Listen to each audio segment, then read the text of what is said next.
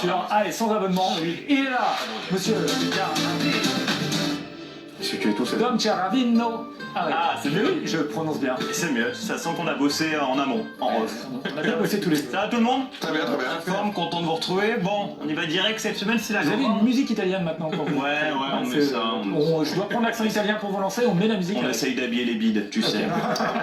Allez, cette semaine, c'était donc la grande cérémonie du Ballon d'Or. Cette cérémonie où tu as deux chances d'être invité. Soit tu es ou as été un grand joueur de foot, soit tu couches avec. Voilà, c'est tout.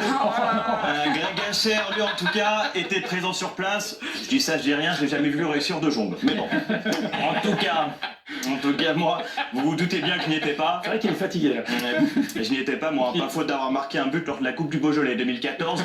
Mais ce métier est ingrat, vous le savez. J'ai donc regardé ça devant ma télé, sur la chaîne L'équipe. Enfin, au début, je pensais être dans un épisode du Bachelor. Hein. Tout le monde était en costume et tout. Puis j'ai vu Rafou et j'ai dit, ah mais non, c'est l'amour est dans le pré. Il était beau comme un camion, le gars. Il était très beau. Très sympa. Sur place, il y avait aussi Djibril, hein, qui portait un magnifique costume Galaxy. Ah, on va être honnête, Djibril, il n'y a que toi qui peux porter ça. Hein. Ah, ça c'est sûr. Ah, si demain Benoît il porte ça, tu sais que tu ramènes pas ta petite soeur à la soirée parce qu'il va être un peu lourd. Mais bon, moi j'ai toujours trouvé que toutes les tenues t'allaient, Djib. Bon, sauf peut-être la tenue de l'équipe de France. Et là, elle était pas, mais sinon le reste, j'ai adoré toutes les tenues. Non. Donc Djibril était à la cérémonie évidemment. Il a même pris le temps de prendre une photo avec Laurent Voulzy. Donc voilà. On était content de le voir là-bas. Eh oui. Même Ronnie qui devrait Je sais pas qui est le plus vexé, si c'est Laurent Voulzy ou Ronaldinho dedans. Si c'est avec que je parlais lui. Et puis bon, tout le suspense était évidemment sur qui allait être Ballon d'Or. Alors moi j'étais team Dembélé plus que Yamal, tout simplement parce que je pense qu'il faut récompenser la saison collective d'un côté et puis de l'autre pénaliser le bouc du daron. Parce qu'à un moment donné, voilà. Ah non, tu ne peux pas espérer que ton fils ait le Ballon d'Or avec ce bouc, je suis désolé. Son père d'ailleurs qui a été scandalisé, vous l'avez vu, pas de whisky coca à la carte, il était un peu déçu à la cérémonie. Oh, alors, allez, l'essentiel c'est qu'Ousmane Dembélé ait soulevé le ballon d'or. Ouais, j'étais content pour lui. En plus, ils ont ressorti une vidéo sur les réseaux, vous l'avez vu, où il dit en 2015, moi l'équipe de France, j'y pense pas, c'est beau quand même. On a aussi retrouvé une vidéo de Morgan Sanson qui disait la même chose. Bon, lui a juste été visionnaire. Bravo à lui. Ce ballon d'or, c'est celui du football, du collectif, mais surtout de la confiance quand même, parce qu'il y a 5 ans, les gens qui disaient Ousmane ballon d'or, tu disais, j'ai pas de monnaie sur moi, laisse-moi tranquille.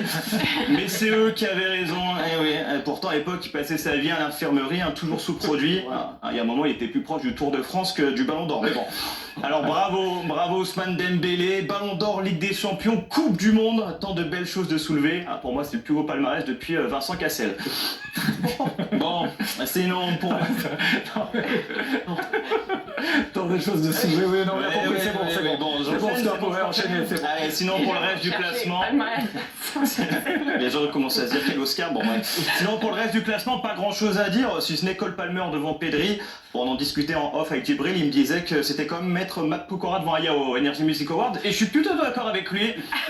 Non, c'est son anniversaire en plus à Matt aujourd'hui. Regardez ça, c'est vrai.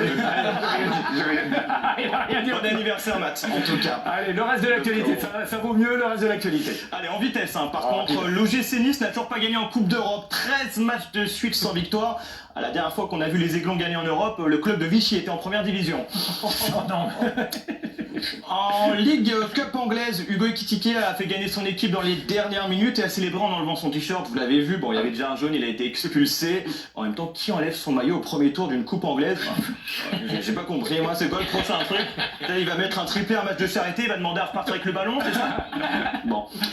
Hors football, cette semaine, et ça c'est plutôt terrible, le procès jubilaire avec le mari qu'on accuse d'avoir fait disparaître sa femme a ouvert, et dans la foulée a été entendu à la barre Gérard Lopez qui lui a fait disparaître les Girondins de Bordeaux. Et ça s'annonce compliqué. Allez, le programme du week-end pour terminer. Retour du basket français sur les antennes de l'équipe avec le début de saison de Betclic Elite. Qu'est-ce que vous êtes beau là, Benoît? Ah, c'est vrai, vous avez trouvé une... Ouais. L'occasion de revoir des villes comme Limoges, Cholet, Gravelines à la télévision. J'aurais dû mettre le costume de Djibril. Ouais, t'aurais pu. Donc occasion de revoir des villes comme Limoges, Cholet, Gravelines à la télévision. Et pour une fois, pas pour des histoires de licenciement économique dans des usines. Donc ça fait plutôt plaisir. Arrêtez. Ok, merci. Il est aussi portable, mais c'est comme ça qu'on l'aime. Tom Chiaravino.